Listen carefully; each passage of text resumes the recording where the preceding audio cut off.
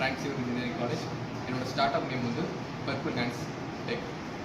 இப்போ நாங்கள் பண்ணியிருக்க ப்ராடக்ட் வந்து சைன் லாங்குவேஜ் ட்ரான்ஸ்லேஷன் கேப். இது வந்து வாய் பேச முடியாதவங்களுக்கு ஒரு குரல் கொடுக்குற மாதிரி ஒரு கருவி. ஆப்போசிட் பர்சனை நம்ம ஹேண்ட் சைனை வச்சு கேமராவால் ஆக்சஸ் பண்ணி ஸ்பீக்கர்லேருந்து வாய்ஸ் கொடுக்க முடியும்.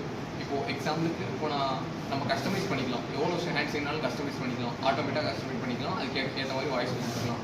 இப்போது நார்மலாக இப்போ நான் ஜஸ்ட் சிம்பிள் இப்போ இப்படி கொடுத்தேன் அப்படின்னா ஜூம் பண்ணுங்க,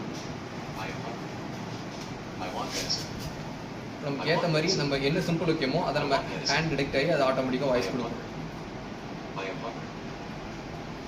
இதனால அவங்க நினைக்கிறதோ எக்ஸ்பிரஸ் பண்ணுறதோ அவங்களால ஈஸியாக பேச முடியும்.